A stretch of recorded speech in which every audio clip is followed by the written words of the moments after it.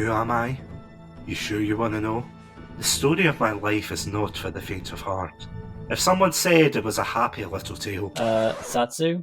Yeah? What are you doing? Nothing. Anyway, welcome to Spider-Man Month.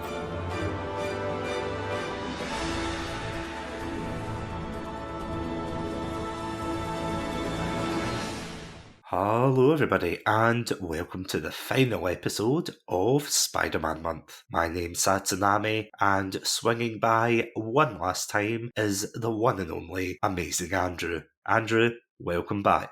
Glad to be back. Thanks for having me. I'm really excited to be concluding the Spider-Man month with this final episode. Yeah, can you believe it's been 5 episodes already? I know, longest month ever. Month and a bit. I always say these are themed months, like especially with the Sonic month, the Terminator month, and the Halo month, but there's always that one extra episode that we have to fit in, and that of course is the trivia episode, which fortunately I have to say, Andrew, you have avoided my crosshairs when it came to these kind of episodes. Usually it's Adam and I fighting to the death over true or false questions, but yeah, are you ready for some quizzing today? Yeah, I'm excited to throw what you've got at me. Before we go on and before we do talk about the trivia, as it were, behind Spider-Man, how confident are you in your knowledge of the Spider-Man franchise? It's kind of mixed. I know some really obscure facts about Spider-Man, but like my actual general knowledge isn't fantastic, I don't think, on Spider-Man, so I'm interested in what you have for me. Because don't get me wrong, you're not going to get any obscure facts like, does Spider-Man have a dad called George Binks? Or...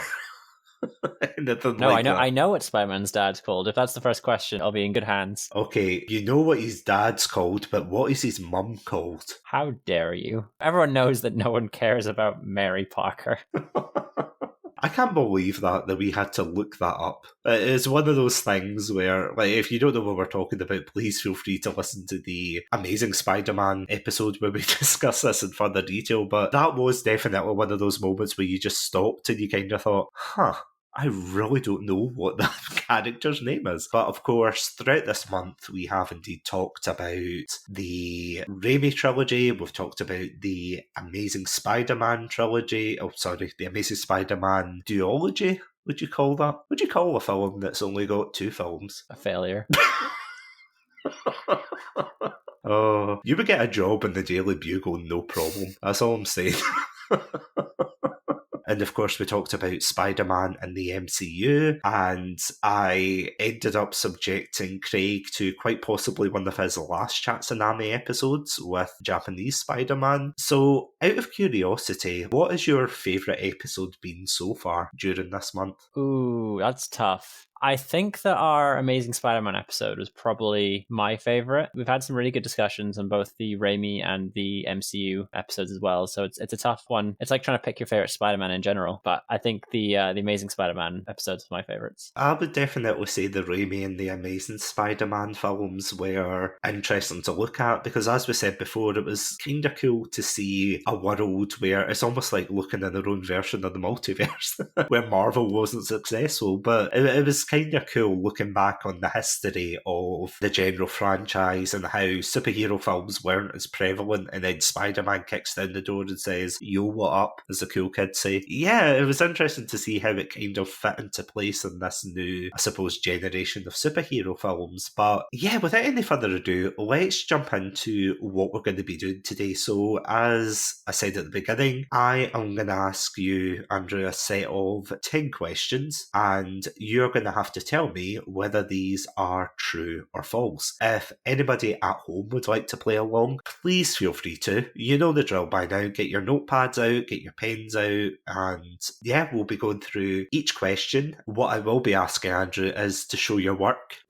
This one. I want to know why you're saying true or false. See, in all honesty, is there any particular areas of Spider-Man that you think you're not going to be as knowledgeable about? I think the video games, I didn't really... If we're diving into any of the Spider-Man video games, I know that this Spider-Man month has been exclusively the movie franchises, so I'm pretty familiar with that, but if we do discuss any of the video games or some of the comic books, then I think I'll struggle, but more so the video games, I didn't play any of them, actually, so... Really? Yeah, I'm pretty sure sure they always came out for consoles that I didn't have. I think they were PlayStation exclusive. Well, the Marvel Spider-Man that came out initially for the PlayStation 4 has actually come out on PC now. Oh, interesting. And that is definitely a game I would highly recommend. It is absolutely fantastic. I know we've got off at a side tangent here, but I genuinely would recommend that game. If you're going to play any Spider-Man game in your life, it is the quintessential Spider-Man game. My partner's sister does have a PS5 and both of the newest Spider-Man games, so I might check it out sometime if she lets me have a go. But yeah, I would like to play them because they look like interesting games. So what you're saying is we need to plan a Chatsu heist to get the PlayStation and play the game. Something like that, yeah. So yeah, without any further ado, I am away right now to book my tickets to Canada so we can plan this heist. And yeah, we will be right back after these messages. Bring me questions about Spider-Man. Welcome to Satsunami, a variety podcast that discusses topics from gaming and films to anime and general interests. Previously on Satsunami, we've analysed what makes a good horror game, conducted a retrospective on Pierce Brosnan's run as James Bond, and listened to us take deep dives into both the Sonic and Halo franchises. Also, if you're an anime fan, then don't forget to check us out on our sub-series, Satsunami, where we dive into the world of anime. So far, we've reviewed things like Death Note, Princess Mononoke, and the hit Beyblade series. If that sounds like your cup of tea, then you can check us out on Spotify, iTunes, and all good podcast apps. As always, stay safe. Stay awesome, and most importantly, stay hydrated. Hello, my name's Alan. And my name's Robin. And we together broadcast Radio Leaving 372. It's a podcast. Oh, sorry. They're absolute garbage at this. Hello, my name's Alan. And I'm Robin. And this is Radio Leaving 372. A podcast from our pub shed in our garden, the Buckety Scooty. And we're available across all the platforms that you listen to your podcast on. So join in and listen to our inane banter. Thanks for listening. Bye. This episode is sponsored by Zencastr. If you're a podcaster that records remotely like me, then you'll know how challenging it can be to create the podcast you've always wanted. That's where Zencastr comes in. Before I met Zencastr, I was but a naive podcaster, recording on low quality, one-track audio waves. But with Zencastr, you can kiss those fears goodbye as they provide crystal clear audio and HD video. Plus, with our all-in-one podcasting suite, recording with guests is extremely simple. From local recordings to post-production, Zencastr has it all. Go to zencastr.com/pricing and use my code CHATSUNAMI. You'll get 30% off your first 3 months of Zencastr Professional. I want you to have the same easy experience I do for all my podcasting and content needs. It's time to share your story. So, Andrew, are you ready for some Spider-Man trivia? Yeah, show me what you got. Okay, so here is question 1. And this is from the Sam Raimi films. So see if you get this one. When Peter Parker gets his powers in the 2002 film, there's a scene where he saves Mary Jane from slipping in the cafeteria. According to the behind-the-scenes commentary, they actually did that scene 156 times until Maguire could catch all of the falling food rather than use CGI. Now, is this true or false? I certainly think some of that is true, because I think I've heard something along those lines, but that seems overly excessive. I'm going to go true. I feel like Raimi is weird enough that he would have gone through that whole thing. You going with true? I'm going with true. It is true. Well done. It was 156 times until... Batshit. I have to admit, that absolutely blew my mind when I first found out about this fact, because I was like, are you serious? Apparently, I think some of the foodstuffs had magnets at the bottom, maybe. I could be wrong in that, I'm not 100% sure, but the fact they actually did that, there was no CGI, because I remember growing up watching this film, and I remember watching that scene and going, alright, that's kind of cool, and watching it for the rest of Spider-Man. But if I knew how much effort went behind that, I would have been like standing ovation at that that scene. Surely, like, you could have just got some like string to like put on each of the bits of food to like get it to stand up quicker. After the 20th take, you're already like, "Ugh, okay, try again." To do it well over 100 times, that's baffling. Why go through that? I think the real question as well, though, is how did they get the food up in the air? Like, did they have a guy climbing a ladder just dropping all that food, or did they throw it up in the air? They should have just filmed it in reverse. You know, it's just exactly the same scene, but all of the dialogue is just warped. Wow, look, it's Spider-Man. One of his powers is making people talk backwards and walk backwards, apparently. Just like the Bolivian tree spider or something. I don't even know if that's a thing. I don't know. I'm thinking of like an obscure spider or something. Yeah, that's got a power of backwards speech, like Twin Peaks spider. The Brazilian wandering spider, it causes swelling, nausea, walking backwards, and an erection that lasts for 5 hours. Did you just Google that? Well, 3 of those things are correct. Do you remember I'm running the trivia episode? You'll get your turn next week. I'm hijacking. Look at me. This is my podcast now. Okay, you ready for question 2? Yep. Question 2. We all know the infamous Morbius film, but did you know that he was supposed to be one of the main villains of Spider-Man 3 before the studio executives demanded that Raimi should use Venom instead? False. Why do you think it's false? I feel like Morbius was too anonymous of a villain. That doesn't seem like something they would do. Like, they were all about the big villains of Spider-Man. Like Green Goblin and Doc Ock were such big villains in Spider-Man. I feel like Venom makes much more sense than Morbius does. What I will say as devil's advocate is if you look at the games, and obviously the games aren't like a huge benchmark of villains, but the movie games did include like a lot of sides villains. So like in the first one, they had Scorpion, Shocker, and would you believe that genuinely in the Spider-Man 3 video game, they actually did have Morbius as one of like the side quests. Okay. You're trying to sway me to what? I don't know if you're trying to sway me into getting the wrong answer or if you're trying to like help me out here. It's tricky. So I'm going to stick to my guns. I'm going to say it's false. You sure about that? Yes. Positive? Yes. 100%? Yes. You're right. It's false. Okay. You bastard. You're a menace. What I will say is, though, Morbius actually was in the Spider-Man 3 game. Okay. That wasn't a lie. That was actually true. Yeah, I mean, I don't have any reason to not believe that.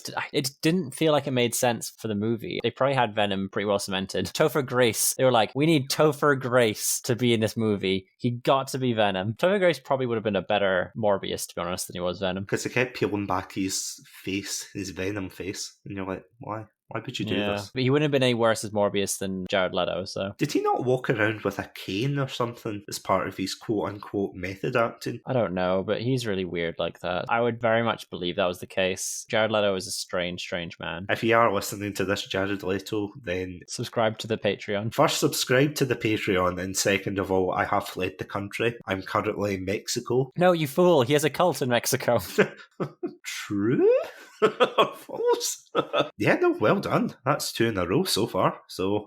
Okay, deep breaths, deep breaths. This next one, I don't know how you're going to get on with this one. So question 3. In the 90s, it was reported that Michael Jackson wanted to buy Marvel so he could produce and potentially star in a Spider-Man film. This sounds believable, given what I know about Michael Jackson and given how cheap Marvel was going for at the time, because they were really broke. But then there's also some like meta gaming I've got going on here. I'm like, he wouldn't do true, false, true. That doesn't seem like something that he would do. Ooh, I'm caught between a rock and a hard place there. I'm going to go true. I'm going to say, yes, Michael Jackson did intend to buy Marvel. You sure? That is my final answer. Hate to say it, but it's false. No! I'm only kidding, it's true. Ah, haha! I meant to do that. I called your bluff, so I made another bluff.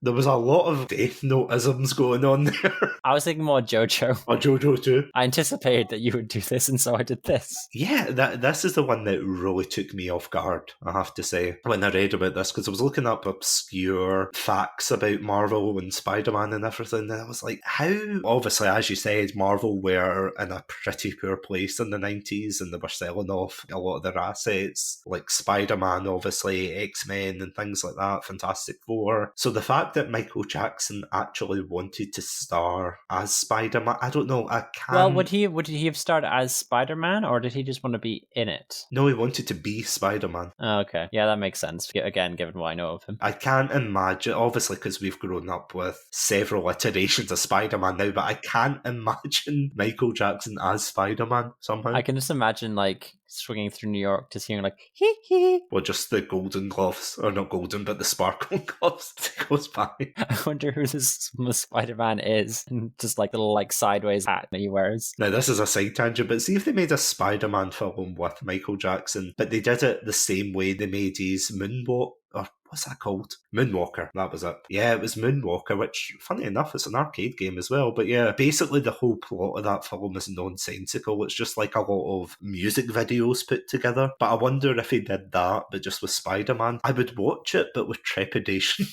I have to admit, if that ever became a thing, but oh god. Speaking of multiverses that we are trying to run away with, question 4. To get ready for his role as Spider-Man, Tom Holland jokingly said to Marvel that he should go back to school to prepare for the role of Peter Parker. Marvel took him seriously and arranged for him to do so. Now, is this true or false? I think he was quite young when he first took on the role, so I think he would still have been in school. I would have thought. Was he not in his early 20s, or is he in his 20s now? He's in his 20s now. I'm pretty sure he's like 25 now. Homecoming came out in I think 2016 or 2015. I don't remember now. No, I think it might have been 2017. I'm gonna say it's true. I'm gonna say yes, he did. Final answer? Yes. You really think that Marvel would take time out of their busy schedule to put an actor through actual school? Yes. Yes, you're right. He went to the Bronx School of Science, apparently. Tom Holland said that it was like a miscommunication of his British sarcasm. Because he said jokingly, because he's going to be playing a high school student, that he should go to an American high school. Well, I was about to say that as well, that like he would have gone to a UK school growing up, so it might have actually been beneficial for him to see what American high school is like. Because I'm pretty sure he quoted in one of his interviews that he turned round to one of his classmates, and one of the classmates was like, "What's your deal?" And he turned round and they said, "Well, don't tell anyone, but I'm Spider-Man." She just didn't believe him for obvious reasons, you know. Can you imagine if you like enrolled in a class and then the guy beside you is like saying, "I'm Spider-Man"? You would freak the hell out. You'd be like, "Oh, okay, let's get this class over. I'm going to run to my car." Yeah, I was really surprised at that. But I mean, props to Marvel though for actually sending him to a school and everything. Good call. Or I say good call for us, but not so much for him. I would imagine. Yeah, I don't want to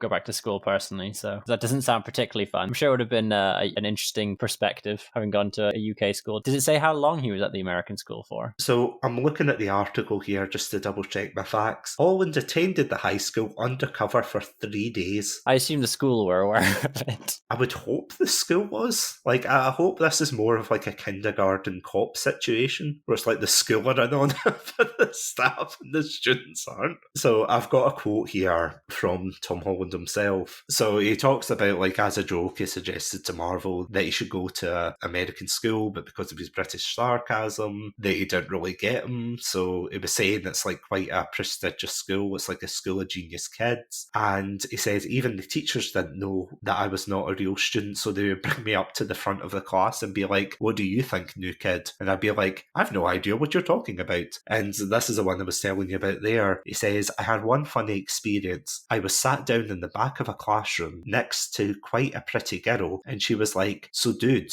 what's your deal, man?' I was like, 'Well, do you want to know my secret? I'm Spider-Man.' She was like, 'Dude, you're not Spider-Man. You're nuts.'" I'd be interested to know her reaction and if they still talk now. I wonder if he made any friends during those 3 days. Maybe. Is this like speedrun any percent making friends while undercover?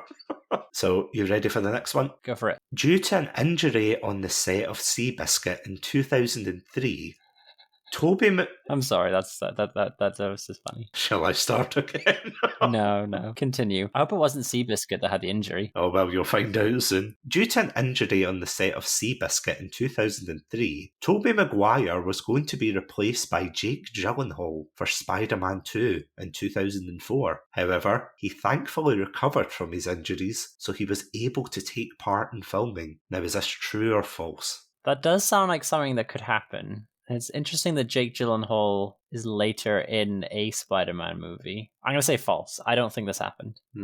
Final answer? Yes, false. Would you believe it's surprisingly true?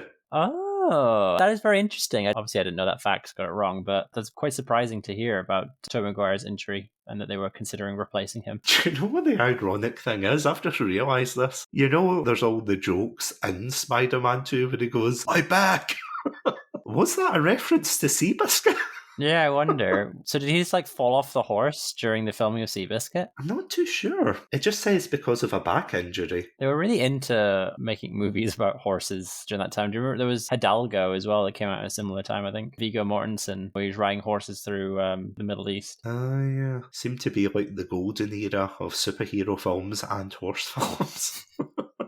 When Hollywood finally figures out how to make the two click, then that'll be a $3 billion film right there. We're waiting for the HCU, the Horse Cinematic Universe. Seabiscuit, Black Beauty, Hidalgo, that one horse from Lord of the Rings that Viggo Mortensen likes. Just the horse from Spirit comes out and says, jumps over a canyon and then Nick Fury's on the side. "We've been trying to reach you. You're a hard horse to track down." You know, low-key, I would watch that.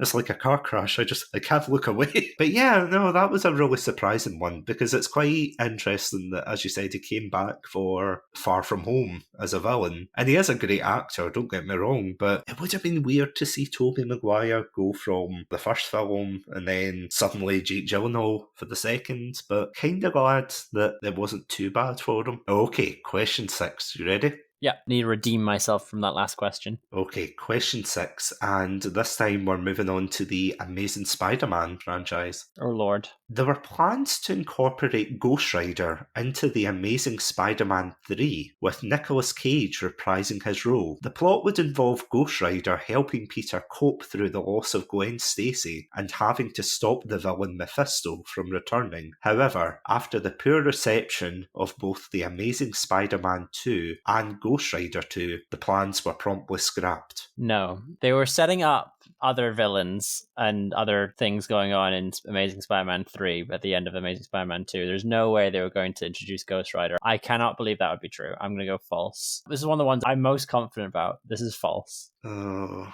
you sure about that? Yes. 100%. Yeah, you would be right. That is indeed false. I was kind of like... I could believe that Ghost Rider was going to be in this movie. I know they were keen on Ghost Rider for a bit, and I was like, wait, no, that's ridiculous. See, if you were like a Ghost Rider aficionado, you would realise that in Ghost Rider 2 he actually beats up Mephisto, I'm pretty sure. Oh, really? I saw the first one, but I didn't watch the second one. I know it's the second one where he pisses fire. Yep. Ironically enough, I am pretty sure that I saw Ghost Rider 2 in cinema, but I didn't see Ghost Rider 1. Like, at all? No, not at all. I've seen bits of it, but no, I know of the character and all of that. Even played the video game. The video game was actually a lot of fun. The spiritual successor was the Nicolas Cage movie Drive Angry. Oh, yeah. That's a great film. Great in the sense of you sit there and go, "Oh, Nicolas Cage, you have made life choices." So, question 7. In the PlayStation 4 game Marvel's Spider-Man, there was talks of incorporating other characters such as Spider-Gwen into the game to coincide with the movie Into the Spider-Verse. However, this was scrapped early in development as, during testing, the developers encountered what they jokingly called the Goblin Glitch, where Gwen would suffer fall damage due to the way the model was coded. True or false? I should point out as well that both Into the Spider-Verse and this game both came out in 2018. The video game questions are always so hard for me, again, because I didn't play them. And I'm not like a huge video game person. I could believe that was a thing, but I'm going to say that's false. Why are you thinking false? I feel like I would have heard about this. I don't think I've ever heard anything along these lines. But like, it could so easily be true because it's just one of those kind of weird things. And Spider-Gwen was quite popular around that time. So I feel like they would. I'm surprised they haven't introduced her into more stuff than they have, because I know she is very popular. There's that dreadful Spider-Man and His Amazing Friends minis thing that's on Disney Plus that my nieces are very into, but my brother reports that they're not good at all. And she's quite prominent in that. I think. I'm going to say false. I don't think that was true. You sure? Yes. Positive? Yeah. Positively sure? Yes. It's false. Yeah. Okay. There was no goblin glitch, but yeah, probably would be insensitive if they called it the goblin glitch, to be honest. Why is that? Well, Gwen Stacy. Oh, because she dies from the goblin, right? Gotcha. See, to be honest, I thought that would be your reasoning for saying this was false. I didn't even put two and two together. No, I didn't. I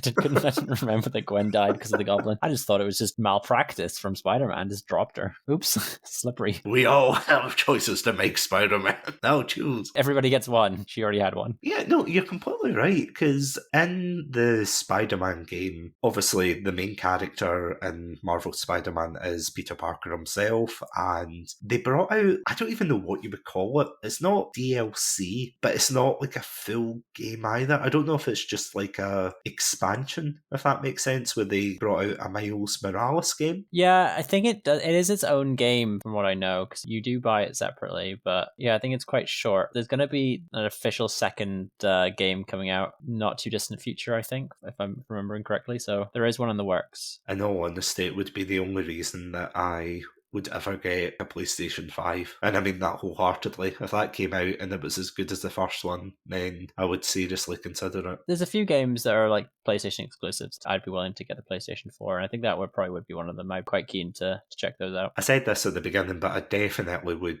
wholeheartedly recommend Marvel Spider-Man, because it's out, I think, last year or the year before. It got released as like a remastered version on the PC, and I'm actually really surprised it's not been released for Xbox, to be honest, because whenever I play it on the PC, I always use the Xbox controller, so it doesn't really seem like that far of a leap to just put it on Game Pass. Or I think it's more of a case of Sony not wanting to share their toys. Share their toys, that they have that kind of exclusives that they want to kind of keep to themselves. Imagine Sony being territorial. Okay, so ready for question 8? Yeah, give it to me. Number 8, we are going back to the year 1984. In the 1984 Summer Olympics, located in America, Spider-Man was said to have been a contender for the mascot of the games. However, they swiftly rejected the idea as they didn't believe that the general public would support having a superhero as their Olympic mascot. True or false? Okay, so the 1984 games, if it was in America, then if I remember correctly, there was a Los Angeles Olympic Games. I don't remember it being in the 1984, to be honest, so that automatically is making me consider everything. But like, Spider-Man is so New York focused that it wouldn't even make sense for the LA Olympics to have Spider-Man as the mascot.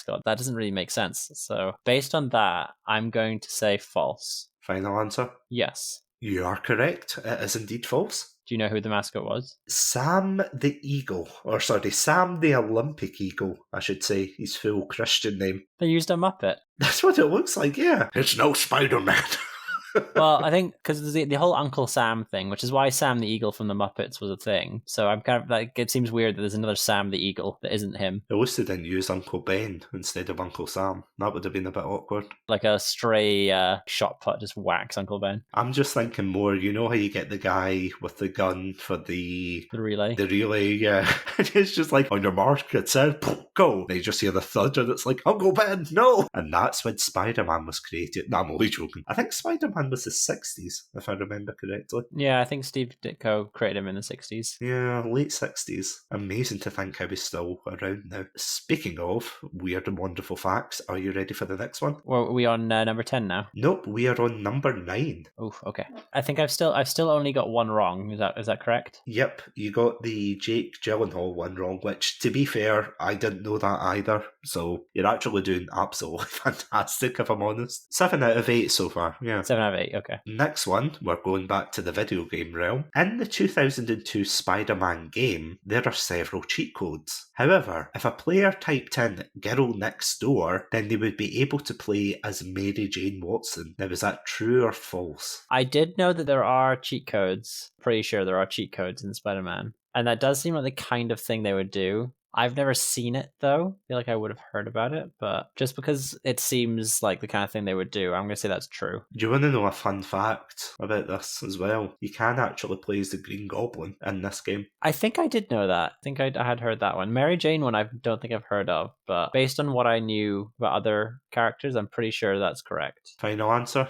true? Yes. Would you believe it is true, but with a very strange skin for it? It's not the weirdest thing, it's not anything seedy or anything, but do you remember the scene where Mary Jane is wearing the kind of red dress? Oh, right, yeah. They decided to give Spider-Man that outfit. Wait, the red dress she wears in the first one, like the oriental kind of dress? The East Asian dress, I should say.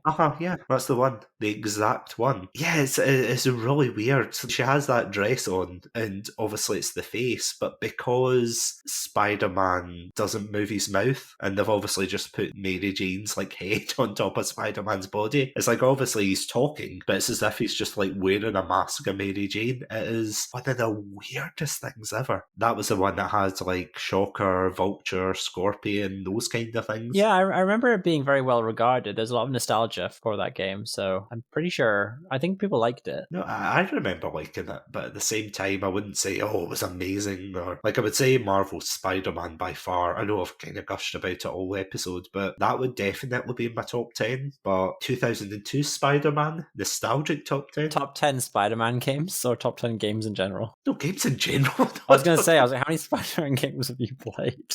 More than I care to admit, that's all I'm saying.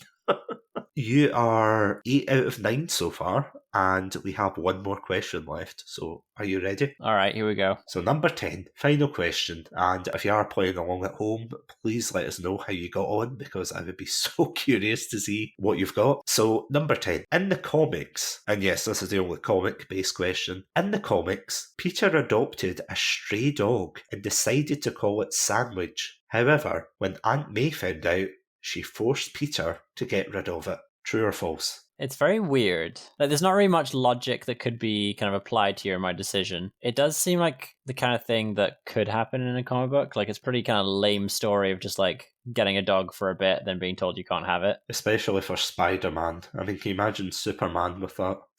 Can I keep this dog? No. Well, I mean, Crypto exists. Yeah, but that's like Superman's dog. That wasn't like when he was growing up. Although, to be fair, in the case of Superman, if his foster mum and dad said no, like, what could they feasibly do to stop him? Also, going back to Crypto, I know very little about this, so I'm curious. Is Crypto from Krypton? Why does Crypto have these powers? Does Krypton have dogs that look exactly like ours? It's an alien planet. Or, like, is it a Earth dog that has powers? Because, like, it can fly and fire lasers. Like, it has a lot of the powers that Superman has. Can't believe my internet search history has the phrase, is Crypto from Earth now? No, it's a canine-like species from the planet Krypton. Okay, so it's just like a Krypton dog. Yeah, Kryp dog, as it were. Also, you've called your dog your planet name minus one letter. Here's my dog, Ert.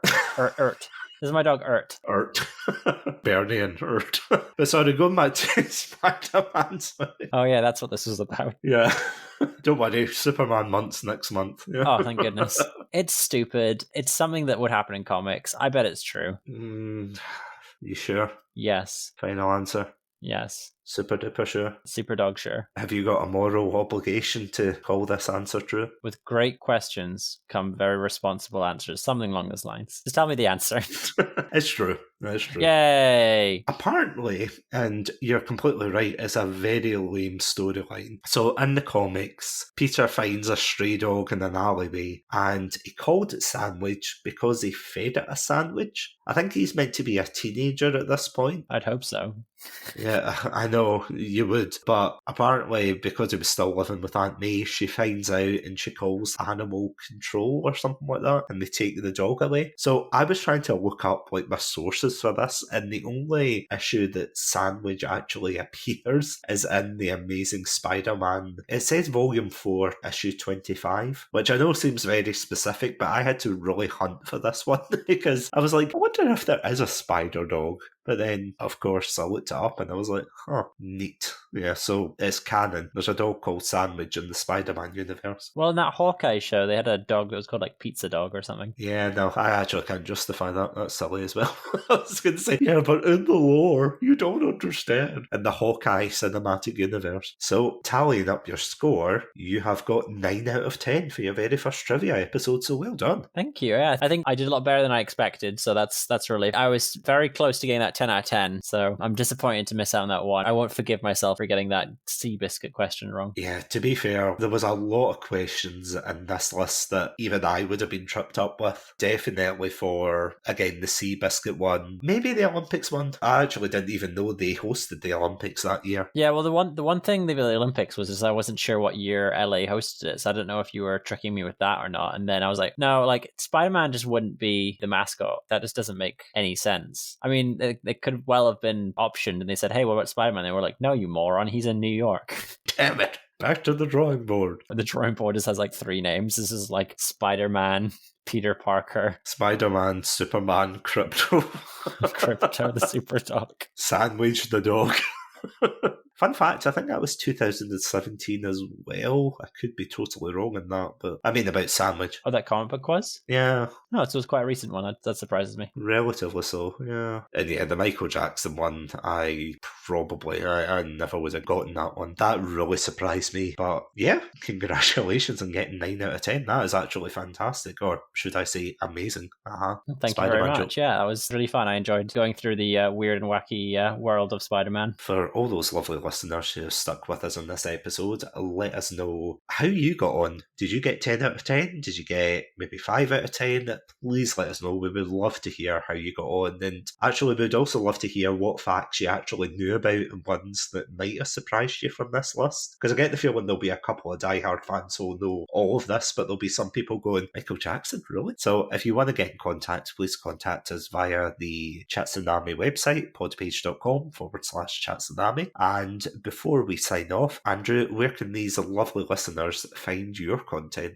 These lovely listeners can find me on Twitter at GreenShield95. I'm sometimes on Twitch, also at GreenShield95. And yeah, I'm just on the Chatsunami podcast whenever I'm able to come on or wherever I get invited to come on. I'm very happy to have been working on Spider-Man month this month and hopefully more episodes to come. Where can the fine listeners find you? Well, if they want to listen to more of the Chatsunami content, they can, of course, check us out on the website, podpage.com/Chatsunami, but they can also catch us on any podcast apps such as Spotify, iTunes, and really whatever one you use. So if you're looking through your podcast app, you think, oh, I don't know what to listen to, look up the name Chatsunami and you will indeed find us there. Before we sign off, thank you so much, Andrew, for, enduring Spider-Man month for the first month of 2023. It's been a fun month, I have to say. Yeah, it's been really fun to revisit these films and chat about them with you, and hopefully the listeners have enjoyed what we've had to say. Yeah, as I said, I'm excited for whatever themed month we have coming up next and the kind of general content we have to come as well. Oh, it's going to be great. But until then, thank you so much for listening. As always, stay safe, stay awesome, and most importantly, bring us pictures of Spider-Man. Hey everyone, Satsunami here. Just to let you know that we've officially launched a Patreon page. If you want to catch exclusive content from ourselves, as well as early access to future episodes, then please go to patreon.com/Chatsunami. We also want to thank our 2 Pandalorian patrons, Battle Toaster and Sonia. Thank you so much for supporting the channel. As always, stay safe, stay awesome, and most importantly, stay hydrated.